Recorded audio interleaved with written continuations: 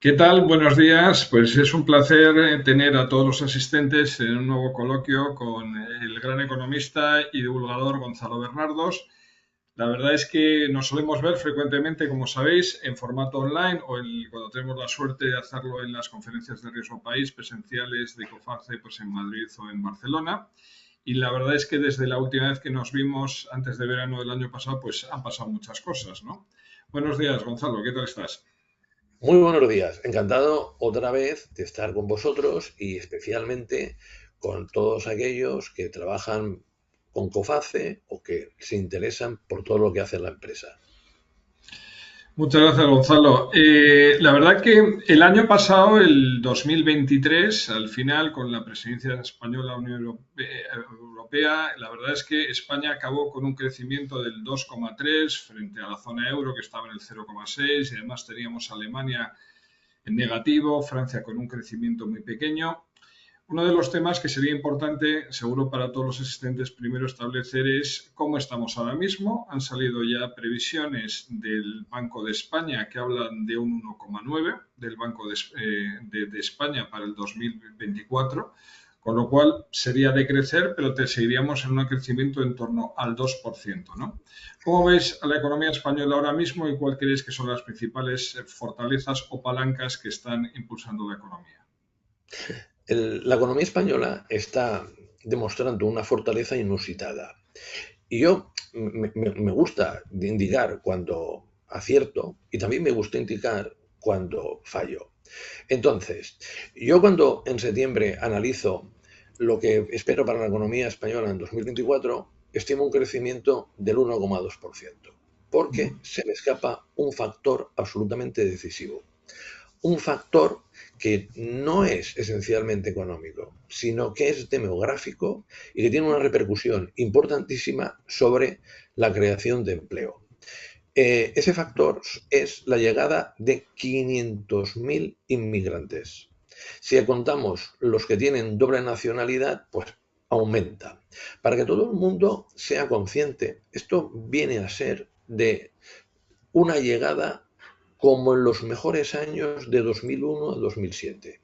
Alguno de ustedes se preguntará, ¿y este es un factor económico tan decisivo?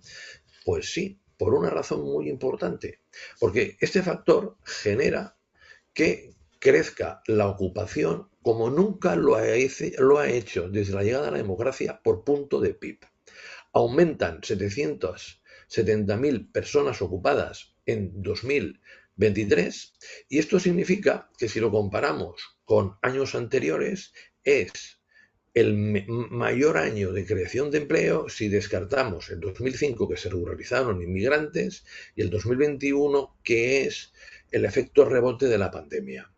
Pero sobre todo, lo más interesante es cómo se distribuye esta ocupación y los crecimientos de esta ocupación por características de la población.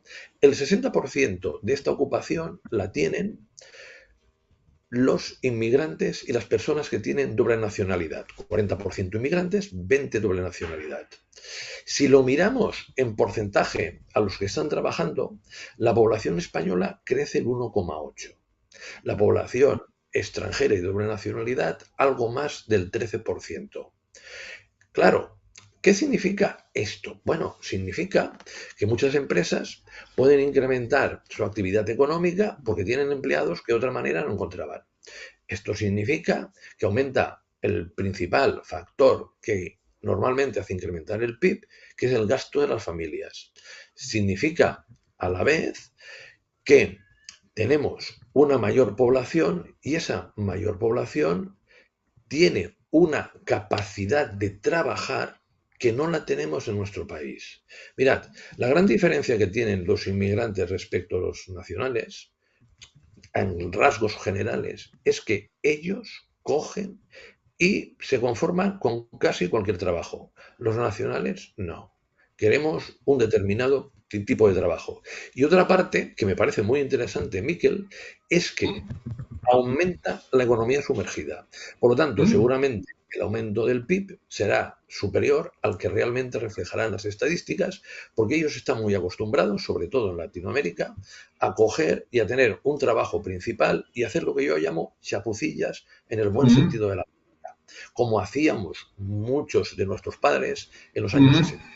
Pero, Miquel, ahí no se quedan las buenas noticias, porque lo ujú, que tenemos es una importante disminución de la inflación. Por ejemplo, lo que vemos es que el precio de la electricidad vuelve a sus niveles normales. Recientemente, en febrero, ya estaba el precio del gas en el mercado TTF, el principal ujú, europeo, en 26 dólares, perdón, 26 euros megavatio hora. El precio de ujú, los alimentos en los mercados mundiales principales también vemos que lleva 11 meses bajando de los 12 últimos. ujú. Y derivado al mal funcionamiento de los principales países del mundo, lo que vamos a ver es una inflación que disminuye, la ganancia de poder adquisitivo por parte de los trabajadores, la aparición de una guerra hipotecaria entre las entidades financieras y, para mí, creo que vamos a crecer este año no al 1,2 como yo he dicho anteriormente, ni al 1,9 como dice el Banco de España, sino algo más del 2%, 2,2, 2,3, porque el turismo, y aquí finalizo esta primera intervención, está yendo de fábula. El año pasado hicimos máximo histórico. Atención, Históricamente. Ujú, no solo de llegada de turistas extranjeros, sino gasto del turismo extranjero. Y atención, estamos a un paso en número de turistas de pasar a Francia. Y ujú. estamos los segundos, pero con diferencia respecto a los terceros. El primer país en gasto por turista es Estados Unidos y está a años luz de cualquier otro. Ujú. No, bueno, como siempre lo que comentas es de gran interés este papel, porque por ejemplo la cifra que da el Banco de España señala debilidad en el consumo, pero es curioso que en ningún sitio, por lo menos de su publicación, he leído yo, ¿no?, el papel de estos 500.000 inmigrantes que estabas citando, que es un número es importante, desde luego, para el tamaño español, ¿no? Hay dos sectores, bueno, varios nos vamos a centrar más en el rato que tenemos, pero hay dos que me parece que es importante eh, en focalizarnos, y además por la importancia que tienen, uno sobre todo, bueno, los dos, y otro por la actualidad, que es el tema del turismo, como bien decías, con un máximo histórico en el 2023, pero esta dualidad que hemos comentado alguna vez, que si al final España somos un país con el peso que tenemos en turismo, al final la calidad de los trabajadores que se dedican en ese sector no es muy cualificada. No sé qué te parece. Y luego me parece un tema importante, digo, por lo actual que está y porque acabas de citar, y es cierto que tenemos la inflación contenida, desde luego hasta hace un año, es el tema del sector primario, ¿no?, que siendo al final cercano al 5% del PIB, pues está en las noticias todos los días por las protestas de los trabajadores. Luego, turismo en España y sector primario, ¿qué te parecen los dos sectores que nos puedes comentar? Sí, que nosotros tengamos al turismo como una actividad esencial y Ujú, actividades como por ejemplo es la restauración, que están muy ligadas a él, y también el comercio, motiva de que nosotros tengamos un gran defecto. Y ese gran defecto lo notan muchísimas familias.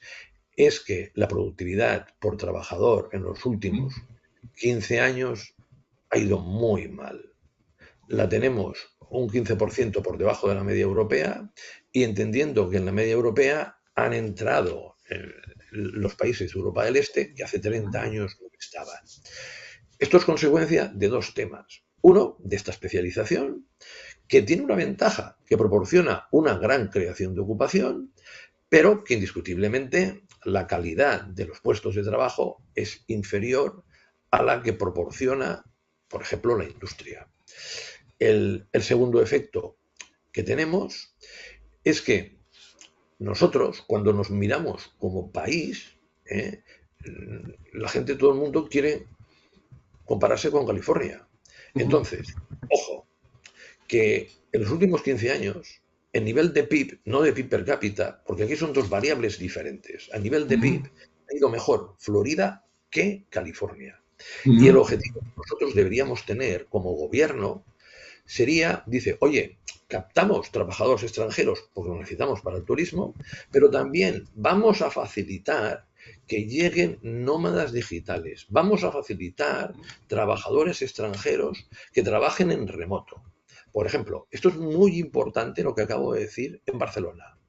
Barcelona, la burguesía catalana es menos emprendedora de lo que era, porque se ha vendido a lo largo de los últimos 20 años muchísimas empresas, pero nos llegan extranjeros que la convierten en la capital de las startups del sur de Europa. Y tenemos una actividad, aunque inferior a la de hace 2 años, en una zona de Barcelona llamada el 22 arroba, muy interesante. Hay que captar talento y tenemos las claves para captar talento. Y yo creo, Miquel, que hemos de tener una economía diversificada. Porque lo que estamos jugando, si fuéramos a la ruleta, no es a blanco, perdón, no es a negro o rojo, es al 13. Y darle importancia al turismo y conservar el turismo me parece esencial, pero debemos diversificar, porque nos hace una economía muy volátil. Somos la peor economía del mundo dentro de la OCDE en 2020 y ahora en el último año hemos estado entre las 3 mejores de la Unión Europea, porque tenemos un turismo muy importante. Entonces, sería necesario utilizar los fondos europeos Next Generation para atraer industria. Sería necesario identificar lo que yo denomino sectores clave del futuro para potenciarlos y crear calidad de ocupación. Porque lo que le falta a este país es calidad de la ocupación. Y esto, Miquel, genera un problema que a mí me parece bestial. La primera generación de los últimos 200 años que está convencida que ellos vivirán peor que sus padres. Esto es un problema muy importante, más económico que social para nuestro país. De todas formas, como siempre hay un tema de expectativas, ¿no? Lo que se esperan. Te decía antes de, porque creo que es muy interesante, ¿no? La ocasión, lo que se han hecho con los fondos Next Generation, pero antes de dar con ello, ¿qué te parece el tema de las protestas del sector agrícola? La importancia, desde luego que en España lo es, en otros países europeos como en Francia, al final tiene un peso menor, sensiblemente menor que el turismo, pero cuando has escrito, por ejemplo, que bueno, pues se acabó la paciencia de los agricultores, ¿cómo ves el sector primario, la importancia que tiene, sobre todo para la alimentación y las cadenas de distribución tan importantes que hay en este país? Sí, en primer lugar, es un sector olvidado y generado como moneda de cambio por los políticos. En España es importante. Nosotros tenemos aproximadamente un 50% más de importancia en el PIB del sector primario que la media de la Unión Europea. Y si cogemos toda la cadena de valor del sector primario, es decir, desde la agricultura y la ganadería hasta los supermercados, es que estamos alrededor del 10%. Y está entre los 3 primeros sectores. Y, por ejemplo, es más importante que el del automóvil. Y, por ejemplo, nos encontramos dentro de Europa, para que ustedes contemplen la importancia del sector alimentario, que Holanda, Países Bajos, es el segundo exportador mundial de alimentos y flores. Por lo tanto, no es ni mucho menos algo absolutamente secundario. Aquí lo que ha ocurrido, básicamente, es que la Unión Europea ha intentado incrementar la libertad de comercio con el resto del mundo, favoreciendo a la industria, especialmente a la alemana, y ofreciendo compensaciones. Por ejemplo, a Nueva Zelanda, a Australia, a Mercosur, con el que hay pactado un tratado comercial que hay que ratificar, o con México, o con otros países del mundo, lo que se ha hecho básicamente es: yo te exporto manufacturas y te dejo exportar alimentos. Pero aquí lo que dicen los agricultores dicen, oigan, pero es que estos alimentos pueden utilizar unos productos fitosanitarios que nosotros no podemos utilizar, estos productores extranjeros no necesitan tener un 4% de las tierras en barbecho y no tienen que cumplir unos compromisos medioambientales que nosotros sí. Entonces, la Comisión Europea nos está haciendo escasamente competitivos. Segundo, en 1992 el 66% del dinero del presupuesto comunitario iba a la PAC, a la Política Agrícola Común. Ahora va el 31%. Y prácticamente lo que se viene a decir por parte de la Comisión Europea es algo del que yo estoy totalmente en contra. No podemos tener industria porque contamina y la tenemos que coger y la tenemos que importar desde el sudeste asiático. Por ejemplo, nosotros teníamos una cuota de semiconductores Hace 30 años del 44%, ahora tenemos del 8%. Por ejemplo, hace 10 teníamos una cuota de placas solares, si la memoria no me falla, del 30%, ahora la tenemos del 3%. Si nos cogemos en materia alimentaria, es que lo que te indican es que no hemos de ser autosuficientes, a pesar de que podamos serlo. ¿Por qué? Compensa traerlo de otros países. Por ejemplo, de Turquía y Marruecos hacemos un cambio. Les decimos, controláis las fronteras y nosotros, sobre todo a Marruecos, os ayudamos a desarrollar vuestra agricultura. Entonces, Miquel, lo que pasa con los agricultores y ganaderos es que primero, es una profesión muy vocacional. Segundo, son personas que no les salen las cuentas y con todo el dolor de corazón están diciéndole a sus hijos lo que jamás habrían deseado decir. Hijo, hija mía, no te dediques a lo mismo que tu padre, porque vas a malvivir. Una gran incertidumbre, unos precios de los seguros cada vez más elevados, una Comisión Europea que nos perjudica día tras día. ¿Vosotros creéis que un agricultor o ganadero cuando llega a casa ha de tener un cuaderno digital, que ha de poner la tierra donde ha labrado, los productos fitosanitarios que ha utilizado, los residuos orgánicos que ha generado y dónde los ha puesto? Es decir, convertimos a un agricultor y ganadero en un burócrata.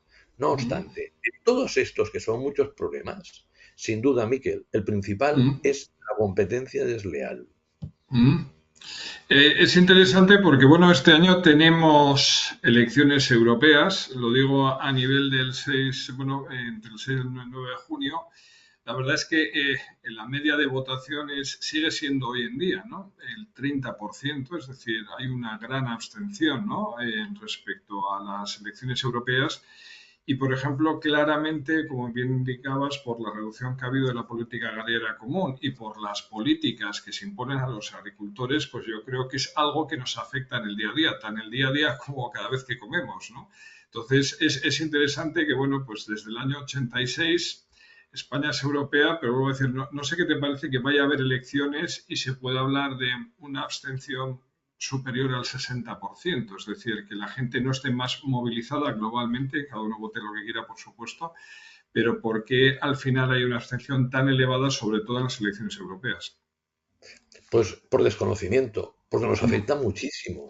Nos afecta más comparativamente lo que sucede en Bruselas que lo que muchas veces sucede en la capital de la autonomía donde vivimos.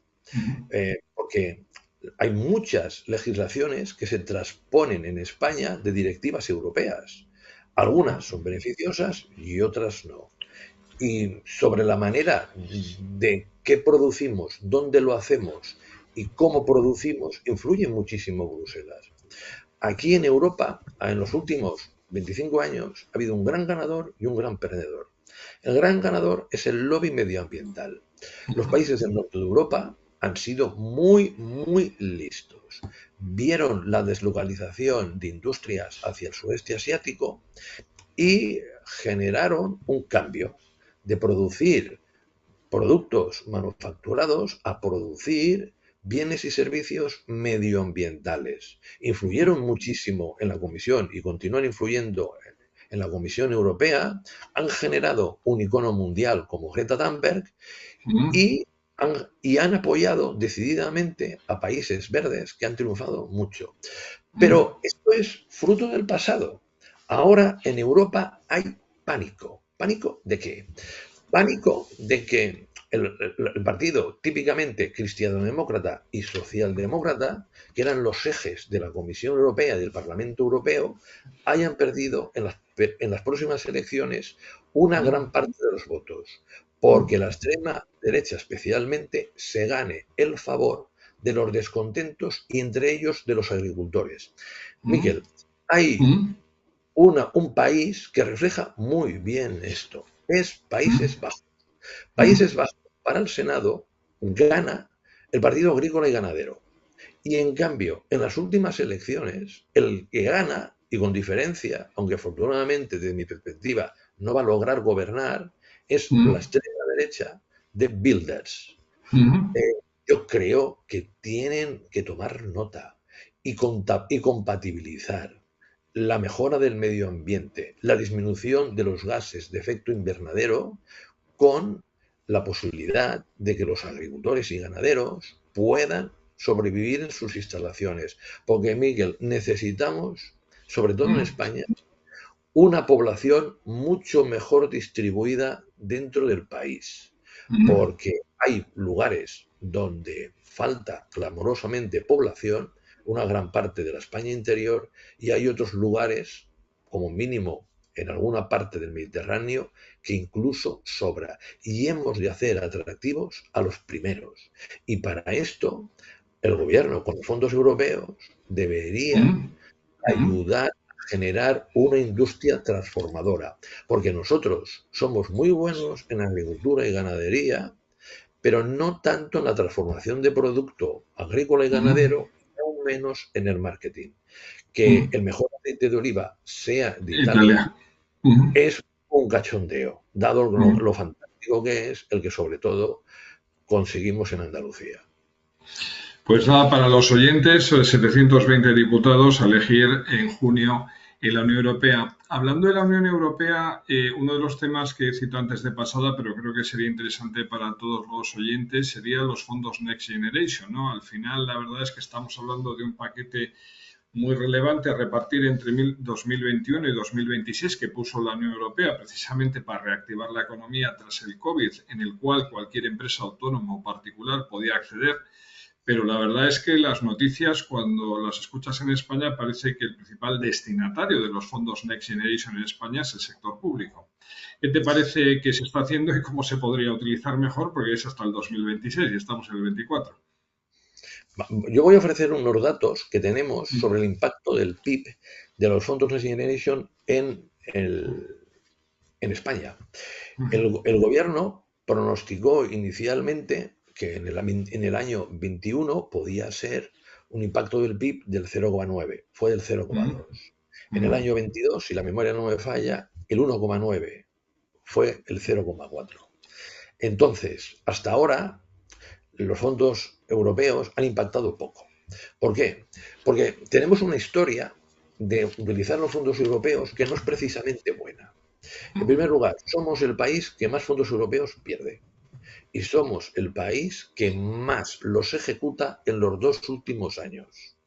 Entonces, esto queda muy claro a cualquier observador imparcial que esto es debido a una administración pública lenta. Vale. Entonces, a partir de aquí, lo que hace el gobierno son varios errores. El primer error, oye, vamos a coger y vamos a ofrecer un agente externo para que la ejecución de los fondos sea más rápida. Pero sobre todo, que además de sea rápida, sea capilar. Porque a mí lo que me preocupa con los fondos es que no lleguen a las pequeñas empresas, porque es una magnífica oportunidad de transformar una pequeña empresa en una mediana y una mediana en una grande. Bien, pues no. Vamos a hacer como siempre. Oye, tienes un ejemplo reciente de que es un auténtico fracaso, el ingreso mínimo vital, porque has obligado a gente que muchas veces no está bien psicológicamente o que no tiene capacidades digitales de hacer la solicitud digital. Bueno, pues a mí, yo es que lo tenía muy claro, Miquel, y que me parece de sentido común. Dice, oye, ¿cómo han llegado los fondos ICOs a las empresas? Oye, pues rápidamente. ¿Quién los ha distribuido? Los bancos. ¿Ya han hecho alguna de las suyas como pasar un crédito que tenían ahí medio dudoso a fondos ICO? Vale, ya lo sabemos. Pero a mí personalmente lo que me interesa como ciudadano y como persona que quiere que se potencien las pequeñas y medianas empresas es que los bancos están en condiciones de ofrecer adecuadamente estos créditos a las empresas correspondientes y facilitarles la solicitud. Empresa farmacéutica italiana, que tengo una conferencia de aquí a poco, les explico. ¿Habéis solicitado los fondos Next Generation? No, los hemos descartado. Es una multinacional. Y digo, ¿por qué? Contado. El que la solicitud es tan farragosa que incluso contratando una empresa para que nos haga la solicitud, no nos salimos. Entonces, Miquel, ¿a qué nos estamos dedicando los fondos de Next Generation? 3 ejemplos.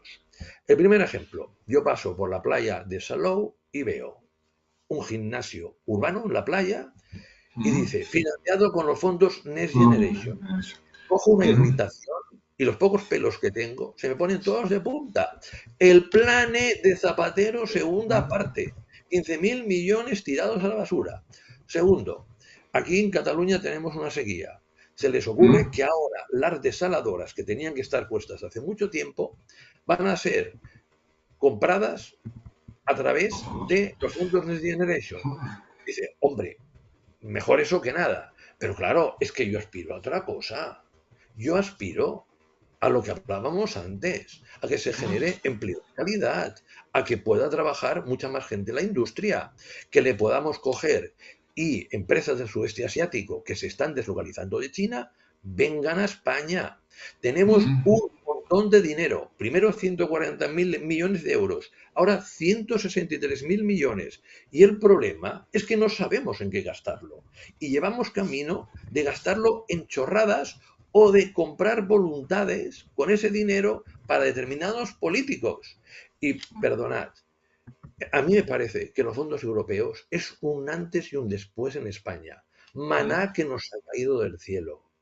Y me irrita mucho que lo volvamos a desaprovechar por la sencilla razón que tenemos gobernantes de un partido y de otro, no entro en distinciones, con mirada a corto plazo y no mirada a largo plazo.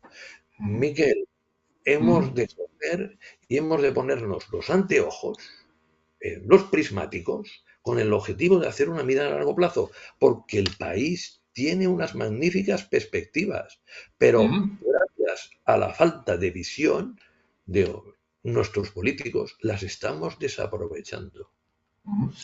Bueno, un tema en el lado, no por consolarse, pero bueno, seguro que lo trataremos más en el futuro, insisto, es que son fondos en teoría hasta el 2026. Luego espero hablabas de la capilaridad y desde luego en aprovecharlo para al final nueva industria o al final atraer lo que decías, empresas que se deslocalizan desde el sudeste asiático, ¿no? Que aprendamos, ¿no?, de errores pasados, aunque a veces no es lo más fácil. Te quería preguntar por un sector que también tiene su importancia y luego pasando un poco más a los tipos de interés, pero es el sector bancario en España. Hoy en día, bueno, pues que sigue siendo una parte importante del tejido productivo, en ocasiones criticado, pero ¿cómo ves, después de las reestructuraciones que ha habido, cómo ves al sector financiero hoy en día? Está sujeto a una serie de cargas impositivas que se suponía que iban a ser puntuales y se están alargando en el tiempo. ¿Cuál es el futuro que le ves y cómo ves el sector financiero en España, que es uno de los líderes a nivel europeo, desde luego? Yo lo veo en su mejor momento, pero en su mejor momento del siglo XXI, ¿eh? Porque entre 2001 y 2007 sí, ganó más dinero el conjunto de entidades financieras que ahora, pero a través de hacer barbaridades. Entonces, lo veo en el mejor momento por su capacidad de solidez, porque me interesa a mí su solvencia, me interesa a mí las características que está teniendo de apoyo a la economía española. Mira, en el 2023, por su negocio en España, los 6 primeros bancos han ganado un 53% más. De ellos, el 44% viene de la parte alta de su margen de intereses. Es decir, la parte alta de la cuenta de resultados, que es el margen de intereses. Un 44% más. La manera de ganar es, bueno, una coyuntura económica y financiera muy propicia. En 15 meses, los tipos de interés del Banco Central Europeo, desde junio del 2022 a septiembre del 23, pasan del 0 al 4,5. Y todos los tipos a tipo de interés variable aumentan considerablemente. Ellos aumentan más los tipos de interés que cobran de los préstamos que los que perciben, que los que pagan de los recursos que obtienen, es decir, principalmente de los depósitos. Entonces, sube su margen por euro negociado y sube tanto que no necesitan dar más crédito, sino que dan menos crédito. Por ejemplo, el stock de crédito hipotecario, perdón, el stock de crédito total el año pasado bajó un 2,8. Por ejemplo, la concesión de hipotecas nuevas bajó un 19%. Por tanto, muy sólidos porque los préstamos que dan los tienen casi al mismo nivel que los depósitos que logran de clientes. Y desde luego un aspecto que desconoce la inmensa mayoría de la gente. Los bancos han cogido y el año pasado han subido mucho menos los intereses de los nuevos préstamos que lo que ha subido el tipo principal de referencia del Banco Central Europeo. El año pasado, por ejemplo, en el mes que más caras estaban las hipotecas, en un broker hipotecario digital, estaban al 3,1. Pero lo más importante, Miquel, y este es otro factor, que como sabía que me lo preguntabas, me lo he dejado para ahora, es lo que van a hacer este año. Los ejecutivos tienen el compromiso con los componentes del Consejo de Administración y con sus accionistas de ganar más dinero. Lo tienen muy difícil, porque individualmente todos los bancos principales españoles, excepto Unicaja, son récords históricos de beneficios por su negocio propio. Pero, ojo, durante 2024 no van a cobrar más, sino menos, por el dinero que tienen prestado. Porque va a llegar un momento en que el Euribor va a bajar sustancialmente y eso va a hacer que, en lugar de cobrar más, cobren menos. Si ustedes consideran que el margen de intereses es un rectángulo, el volumen de crédito es la base. Y el margen, la diferencia entre lo que cobro por el dinero que presto y lo que pago por el dinero que me han depositado, vamos a tener en 2024 la siguiente evolución. El margen baja. Por lo tanto, ¿qué es normal que hagan los bancos? Que suba el volumen de préstamos. Claro, para esto, Miquel, yo creo que va a haber guerra financiera, principalmente de hipotecas. Vamos a ver tipos de interés a final de año en los brokers hipotecarios digitales, que son más baratos que las oficinas de los bancos, por debajo del 2. En la actualidad, aunque les parezca mentira, pero corroborado fielmente, 2,3 ya. Entonces, va a impulsar el sector de la construcción, va a impulsar la inversión de muchas empresas, porque los bancos van a perseguir a las empresas para que inviertan. Y a mí me parece que el crédito es como la gasolina de un coche. Si tengo poca gasolina, recorro pocos kilómetros. Si tengo mucha más gasolina, recorro muchos más. Este es otro factor decisivo para que la economía española vaya francamente mejor que la mayoría de los europeos. La solidez de los bancos. Y el último dato, por si, Miquel, hay alguien que pueda estar espantado. El año pasado, si yo cuento la inflación y la resto, ¿vale? Los bancos españoles dieron en nuevos créditos hipotecarios el 30% del importe que en 2007. Por lo tanto, nada de burbuja por aquí ni por allá financiera, solvencia contrastada. Tenemos en este momento los mejores bancos de Europa en materia de solidez y pueden ser un factor muy importante en los próximos años si en lugar de poner el freno de mano como pusieron en 2023 y redujeron los créditos, ese freno de mano lo bajan. La última, Miquel. Fíjate, de los tipos de interés, del 0 al 4,5. Pues la moralidad no varió. En 2022 que en 23, 3,54. Todo a favor del crédito. Y si ustedes están pensando hacer algo más en su empresa, ánimo, que van a conseguir créditos baratos, negócienlos bien, ¿eh?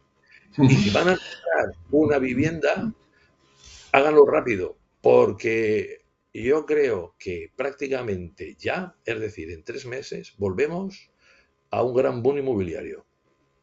Pues te quería, citar antes que nada para todos los asistentes, no he dicho al principio, pero bueno, dentro de 10 minutos quedará abierto, ya esto va a toda velocidad como siempre, el turno de preguntas. El que quiera hacer cualquier pregunta nos la puede enviar por el chat o por email, o sea, cualquier cosa que le queréis preguntar a Gonzalo, que seguro que nos lo responderá. Entonces, insisto, son la 1:08, dentro hay 20, abriremos por lo que es el turno para las preguntas que quieran hacer los asistentes. Te quería preguntar, Gonzalo, siguiendo con lo que estábamos hablando, pues tenemos evidentemente al Banco Central Europeo, tipos oficiales de corto plazo el 4,5, la Fed con el 5,5, que decía que prevé recortes por lo menos 3 en el 2024, pero hay una cuestión de la que creo que se habla poco y es interesante que está apareciendo un poco, ¿no? por los perfiles, que es qué pasa en Japón. En Japón es la primera vez en 17 años que se suben los tipos de interés y una de las cosas que es interesante es que tienen 2,3 billones de activos financieros los japoneses de fuera, la mitad son estadounidenses, pero hay medio billón de activos financieros europeos. Entonces, ¿cómo ves esta decisión? Primera vez en 17 años es pasar del menos 0,1 al 0,1. Puede parecer que no es relevante, pero insisto, es la primera vez en 17 años. Y al final, si cualquier inversor que en un momento dado en Japón estaba invirtiendo pues, en activos en Estados Unidos, en Europa, si le suben los tipos a nivel nacional, puede pensar que, bueno, que para qué tener riesgo de divisa, que al final invierte en su propio país. ¿Cómo ves esta situación de Japón y cómo puede afectar a una posible bajada de tipos tanto en Estados Unidos como en Europa, que es lo que todo el mundo está descontando ya hoy en día? Mira, yo me gustaría poner en contexto Japón. Japón es un Mm, país que va muy mal. mm, Eh, Estalló una burbuja especulativa en la bolsa que en 1990, por cierto, se acaba mm, de recuperar la bolsa, la cotización de 1900, del 31 de diciembre del 89, que era mm, 40.000 puntos en el Nikkei. mm, Fijaros lo que ha tardado, ¿eh? 35 años, casi. Segundo, una burbuja inmobiliaria espectacular también estalló en 1991 y Japón ha tenido crecimientos muy tenues cuando no ha estado en recesión. Y sobre mm, todo se ha caracterizado muchos años por tener deflación. Pero mm, Japón, el principal factor, aparte de la gestión de esas burbujas, es que yo diría que es el país del mundo más estricto con inmigración. Ha perdido mucha población en los últimos años, la población está muy avejentada y siendo el gasto a las familias un factor de impulso del PIB muy importante, pues las personas mayores está contrastado que gastan menos que las jóvenes porque creen que van a necesitar más el dinero que ellas. Por lo mm, tanto, Japón no tira, no tira. mm, Entonces, mm, la manera de tirar que se ha hecho ha sido dos maneras. Uno, una política monetaria muy expansiva, tan expansiva que los tipos de interés reales son negativos, como son ahora. Porque si la mm, memoria no me falla, la inflación en Japón está en el 2,5. Por lo mm, tanto, claro, a ti ir a prestar dinero, perdón, ir a recibir un préstamo, te sale mm, muy beneficioso. mm, En estas condiciones, ¿qué observamos? Que a mí me parece que Japón va a continuar languideciendo en el tiempo, entre otras cosas, porque dudo mucho que el Asia vaya bien, porque el principal dinamizador de Asia y de la economía mundial, como ha sido China, está soportando también la explosión de una burbuja especulativa. Y mm, creo que esta subida de tipos de interés lo que pretende es rebajar la inflación, pero yo te diría que la inflación interior de Japón es que es muy reducida y la mm, inflación exterior es una inflación que, dado los mercados de materias primas, tienen que bajar. Por lo tanto, lo normal, Miquel, sería que no continuara mm, al alza. Si continuara al alza, podría suponer algún problema de financiación de alguna empresa en un Estado que debería pagar una prima superior a la que paga en la actualidad. Pero porque China va mal, Reino Unido horroroso, en Alemania tiene una crisis estructural y Japón está entre recesión y estancamiento, todas las perspectivas es que la inflación baje sustancialmente. Y para mí, el Banco Central Europeo en marzo ya debería haber bajado los tipos. Porque claro, nosotros creceremos por encima del 2%, según mi opinión, pero la Comisión Europea dice que Europa la Unión Europea solo un 0,9 y el Banco Central Europeo solo un 0,6. Por lo tanto, si la inflación va de bajada y tenemos un problema de crecimiento, ¿qué está haciendo el Banco Central Europeo? Bueno, pues lo de siempre. Estados Unidos es diferente. La economía el año pasado creció como la nuestra, 2,5. No se ve que la crisis vaya a llegar, la recesión, por ningún lado, y tiene una inflación salarial muy superior a la de Europa. Por lo tanto, a mí me parece que la Reserva Federal baje solo 3 veces los tipos de interés es razonable, sobre todo si no hay expectativas de estancamiento económico, que el Banco Central Europeo me parecería razonable que lo mínimo que bajara en diciembre fuera un punto, pero yo estaría más a favor que bajara un 1,5.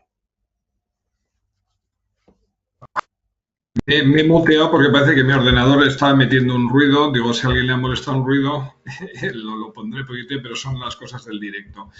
Hay dos cuestiones, pues muchas gracias, Gonzalo, que también sería interesante tratar, ¿no? Cuando hablamos a nivel de la economía española y pensando en todo el gasto global de la economía, se supone que ya la deuda de las administraciones públicas, los pasivos de las administraciones públicas han pasado ya los 2 billones con B de Bilbao de euros.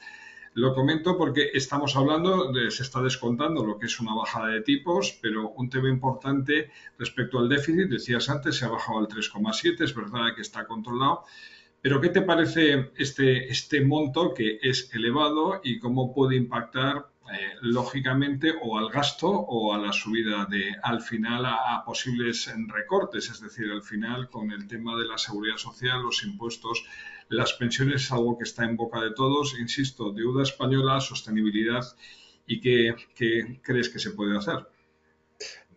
Mira, la deuda pública PIB en 2007 con Zapatero estaba en el 36%. No estaba porque Zapatero cuidaba mucho de las finanzas, sino simplemente porque la recaudación tributaria era inmensa, derivada de la burbuja especulativa inmobiliaria. Entonces, el sector público rescató al sector privado en la crisis y luego otra vez durante el coronavirus. Y en los últimos tiempos, si la memoria no me falla, la presión fiscal prácticamente del 2019 al 2024 habrá subido entre 3 y 4 puntos. Y ya estamos cerca de la europea. Estamos por debajo, pero cerca. Yo considero que hay que replantear el gasto público, porque me estoy dando cuenta de que cada vez más se está gastando en aspectos suprimibles y no en lo esencial. Y sobre todo que tenemos una bomba de relojería bestial con las pensiones. Os voy a poner un ejemplo. Mirad, en el año 2008, la Generalitat de Cataluña, de su presupuesto, el 57% lo destinaba a educación y sanidad. En el año 2022, el 41%. La pregunta que nos podemos hacer todos, ¿dónde se han marchado los más de 7.000 millones proporcionales que han desaparecido? Pero si me voy a otras autonomías, esto no es tan importante, pero también lo hay. Luego, lo que observamos es que las pensiones son, hace 5 años, el 28% de los presupuestos generales del Estado y ya son el 40%. Para mí, esto no se puede aguantar y hemos de racionalizar el gasto. Yo lo que pido es gastar mejor y lo que pido es que no haya nadie que perteneciendo a una asociación pueda vivir permanentemente de subvenciones públicas. Porque para mí hay que priorizar el gasto y sobre todo no pasar ya de un nivel que pueda afectar negativamente al crecimiento económico de presión fiscal. Yo sigo diciendo que aquellas personas que más tienen han de pagar más, que aquellos que más cobran también lo han de hacer, pero por ejemplo, es que en la seguridad social, en las pensiones, esto cada vez se vuelve más injusto. Aquel que está cotizando al máximo, pues está donando cada vez más a aquel que cotiza al mínimo y al final solo ha cotizado 15 años. Entonces, redistribución, por supuesto, pero con unos criterios bastante más claros, porque a mí lo que me espanta, Miquel, son proposiciones como la de Yolanda Díaz. A los jóvenes cuando cumplan 21 años les voy a dar 20.000 euros. Madre mía, es lo peor que se puede hacer. Es decir, que papá Estado me va a financiar y yo no voy a hacer nada porque a los 21 años me caen 20.000 euros para comprar videojuegos, hacer viajes o lo que sea, me parece increíble. Porque lo que creo es que este país necesita que todos nos esforcemos más. Y los ímpetus que nos llegan de la política no van así. Yo soy contrario a que haya multitud de subvenciones por no trabajar. Entonces, vamos a coger y centrarnos en lo principal, destinarle más dinero, pero a la vez incluso mantener lo que gastamos o gastar menos. Y miren, para mí lo principal es muy sencillo. Sanidad, educación, pensiones, justicia y seguridad. El resto podemos discutir bastante cómo, cuándo y cuánto gastamos. Y subvenciones a aquellas asociaciones múltiples que me hacen de claca, me refiero a los políticos, cortarlas radicalmente. Yo estaría dispuesto a reformar el sistema impositivo y a crear impuestos finalistas, entendiendo que rebajamos, por ejemplo, IRPF o el IVA, pero creamos un impuesto finalista a la sanidad, a la educación y que obligar a que esto se cumpla. Porque dejar en manos de unos políticos de un lado y de otro que han demostrado que sus intereses están por encima de los de la nación, a mí me parece cada vez más peligroso. Entramos ya, muchas gracias Gonzalo, a nivel del turno de preguntas es interesante porque, bueno, la primera, por tu faceta de profesor en la Universidad de Barcelona, ¿cómo ves a las nuevas generaciones? Es decir, comentábamos antes, o has comentado, ¿no? Que es la primera generación que cree que va a vivir peor que sus padres, pero insisto, también son problemas expectativas, lo que al final espera, ¿no? Hay mucha gente de países en vías de desarrollo, precisamente igual está llegando en España, que sus expectativas son menores y siempre piensan que van a ir mejor, ¿no? ¿Cómo ves a las nuevas generaciones a las que tienes todos los días en tus aulas? Pues mira, yo me he convertido en lo que yo llamo el abuelo. Pero no el abuelo por edad, sino porque estoy en el segundo semestre del tercer curso. Hay 4 cuando doy grados, ¿vale? Entonces, veo que tienen una dificultad tremenda derivada de un sistema educativo básico francamente malo. No, nadie les ha enseñado a pensar. En la propia universidad yo me encuentro que muchos de mis colegas utilizan un PowerPoint, yo evidentemente también lo sé utilizar y lo utilizo para reuniones con ejecutivos de muchas horas, pero claro, el PowerPoint es superficialidad. Y cuando yo les incito a pensar, a razonar y a relacionar, esto, Miguel, es un drama. Segundo, nadie les orienta de cómo desarrollar una carrera profesional, ni qué es lo que debes hacer, la importancia que tienen las relaciones en esa carrera profesional, la importancia que tiene, pues por ejemplo, en un determinado momento hacer un máster específico, y muchos hacen un máster porque mira, así se pasan un año más estudiando. Después, por la parte buena, no hay nadie que aprecie más a la Universidad de Barcelona que uno que ha pasado un semestre o un año en una de fuera. De repente nos quieren muchísimo más porque las comparan y en la comparación salimos bastante bien. Yo tengo ahora a mi hija en Boston en un intercambio universitario y me escribe un WhatsApp y me dice, ¿valdrá la pena que haya venido aquí? Digo, por currículum sí, por lo que aprendas no, porque ya sabía que aprenderías relativamente poco. Northwestern, ¿eh? Pero bueno. Eh, claro, aquí el tema, básicamente, y me voy a comparar cuando yo era joven. Yo me tenía que comer el mundo y me lo tenía que comer porque respaldo de mis padres es que no lo tenía. porque ya habían hecho más que suficiente con que yo fuera a la universidad. Por lo tanto, me saliera lo que me saliera inicialmente, había de coger y había de tirar para adelante. En segundo lugar, yo no estaba pensando en, sobre todo, disfrutar, y había disfrutado mucho cuando era estudiante, sino estaba pensando en progresar profesionalmente. En tercer lugar, que mis padres me ayudarán mensualmente. Esto estaba descartadísimo. Y Miguel, esto ha cambiado. Yo te voy a contar una anécdota que refleja un poco una parte de la sociedad. Luego iré a la otra. Yo tengo un amigo que tiene una hija y dice que la hija no puede tener hijos porque no le llega. Yo digo, ¿cuánto cobra tu hija? 2.100. ¿Cuánto cobra su pareja? Entre unas cosas y otras, 2.200. 4.300. Vale, no está mal, no está mal. ¿Cuántos viajes ha hecho tu hija? Mira, en marzo se fue a Tailandia. En verano a una parte a Estados Unidos. Y en diciembre nos vamos todos a Alemania. Vale. ¿Tiene segunda residencia? Sí, sí, sí. Bueno, alquila una segunda residencia en verano. ¿Y tiene un barquito en la segunda residencia? Sí, pero no paga amarre. Miguel es la primera persona que conozco que no paga amarre. ¿Cuántas veces come fuera a la semana? 3, 4. ¿Y se va de viajes en fin de semana? Sí, sí, sí. Bueno, Miguel, resulta que el Papa le está ayudando.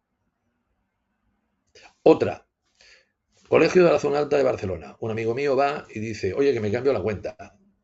Vale, en lugar de coger y la cuenta anterior, ahora es otra. Y le dice, ¿y para las extraescolares? Dice, hombre, la misma. No, la misma no. Aquí los abuelos pagan más de la mitad de los extraescolares de los padres. ¡Ostras! Yo te voy a poner un ejemplo Pero casero, parece. ya mío, ¿eh? Mi hijo se casa. Entonces, mi mujer insiste en que yo y ella le paguemos la boda. Digo, no. Si nosotros le pagamos la boda, esto será una boda espectacular. El presupuesto cerrado, le doy 10.000 euros y que se busque la vida. No te preocupes que la boda de repente es bastante más barata. Mi mujer me dice, pero si se lo podemos pagar, es que no es que se le pueda pagar o no, es educativo.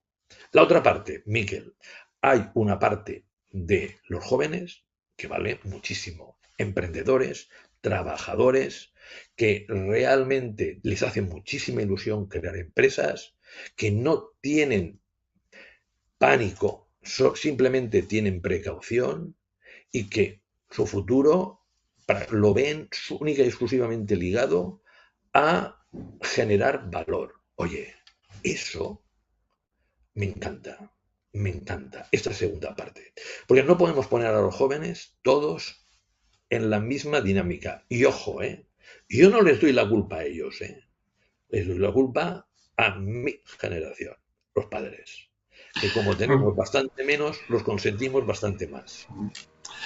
Pues enhorabuena por lo del matrimonio de tu hijo y Gracias. comentaba la verdad que esto va a toda velocidad y una de las cosas que estábamos hablando es que al final pues España estamos comentando nos preguntan cómo se va a frenar el gasto público, pensiones, funcionarios y en cuanto se habla de ello hay revueltas y presión a los políticos, ¿no? Estamos prisioneros de nuestro propio sistema.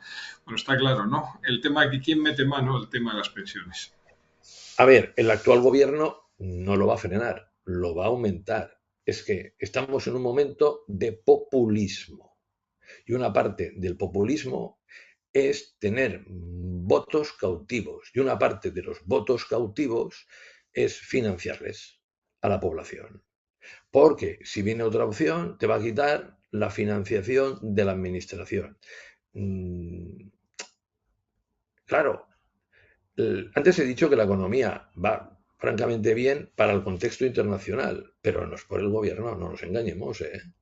Porque aquí, en primer lugar, en la etapa pasada, en la que hizo la política económica el gobierno, solo fue una, Yolanda Díaz. Y para mí, en el mercado de trabajo, lo hizo razonablemente bien. Nadia Galviño, bueno, estaba. pero no se le notó. En el momento actual, vamos a ver quién la hace, pero sobre todo, claro, que la política económica que se pueda realizar dependa de Puigdemont, Junqueras, Aragonés o de los principales dirigentes del País Vasco, pues a mí me genera inquietud. Porque justamente en un momento, Miquel, que necesitamos mirar más a largo plazo, estamos mirando más a corto que nunca. Vamos pasando los días y mientras conservemos el poder ya está bien y vamos pasando los días. Yo estoy francamente decepcionado. Y sí, es que hay mucha grasa en el gasto público. Mucha, mucha. Y esa grasa hay que quitarla. Y para mí no significa tanto gastar menos, que se podría hacer, sino sobre todo gastar mejor y gastar con más transparencia. Mirad, una cosa que nos está empezando a llegar, el otro día me lo comentaba la principal inmobiliaria del país, que es Engine Folkers, son norteamericanos atraídos, entre otras cosas, por el sistema sanitario. Porque lo que a ellos les cuesta una barbaridad, aquí les puede costar gratis. Entonces, yo creo que esto lo hemos de conservar, pero hay muchas cosas que son prescindibles. Por ejemplo, tenemos muchísimas autonomías que lo principal que quiere el gobierno autonómico es el control social y gasta un dinero que no va a la actividad productiva directamente, ni muchas veces indirectamente, sino su propio beneficio. Hay que replantearlo, Miquel. Hay que replantearlo el gasto público. Y en ese replanteamiento del gasto público hemos de ir no a lo que favorece al político, sino a lo que favorece al ciudadano, especialmente al que tiene menos recursos. Pues seguro que tendremos ocasión de comentarlo dentro de poco. Además, siendo un vasco y un catalán, pues son dos fechas electorales muy Y tanto. importantes, ¿no? De aquí a verano, cómo van a funcionar. La verdad que globalmente, me comentabas, vemos a España bien, que podíamos ir mejor. El tema de los fondos Next Generation, desde luego utilizarlos de una forma mejor que gimnasios en la playa, ¿no? Que es lo que parece, y al final el hecho de darnos cuenta del peso que tiene el sector primario que comentabas, incluyendo lo que era la distribución, en torno al 10%, ¿no? El sector productivo tan importante que últimamente ha estado pues descontento. La fuerza que tenemos, el sector bancario español, que desde luego que es muy relevante a nivel europeo y a nivel mundial. ¿Alguna otra cuestión con la que quieras cerrar este coloquio? Pues hombre, yo lo que quiero cerrar es un agradecimiento a los empresarios que nos están viendo y a sus trabajadores. Porque con la que está cayendo, las exportaciones que ustedes están realizando, bueno, estamos ganando cuota de mercado como mínimo en la mayor parte de los años. Y la economía española, económicamente en el exterior, es muchísimo más potente que en el 2007. Y sobre todo, esto han pasado gobiernos del PP y del PSOE. Nadie ha tenido un especial interés en la internacionalización ni en la mejora de la competitividad. La han conseguido ustedes. Aquellos que la han conseguido pagando mejor a los trabajadores se merecen un sobresaliente, los otros también aprueban. Pero ese es el camino, porque Miguel, nosotros éramos el país de los desarrollados que en 2007 vivía más por encima de las posibilidades, porque la diferencia entre lo que invertíamos y lo que ahorrábamos era muy elevada, como lo que importábamos y la que nos exportamos. Ahora vivimos por debajo. Y lo más bueno, vivimos por debajo y además crecemos por encima de la media. Por lo tanto, sabiendo que esto no lo han hecho los gobiernos y tenemos sector público y sector privado, lo ha hecho el sector privado.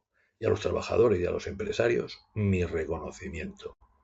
Porque este país tiene muy buenas perspectivas y lo que les animo es a conquistar más mercados exteriores, lo que les animo es a hacerlos con seguridad y para eso, entre otras cosas, está GOFACE, y finalmente a intentar, sobre todo, incidir mucho más en la calidad de los productos y menos en los costes laborales, porque en España, comparativamente a otros países, se paga muy poco, y para que nuestros jóvenes vivan mejor que nosotros, es necesario que tengan mejores puestos de trabajo y salarios más elevados. Pero evidentemente se lo han de merecer.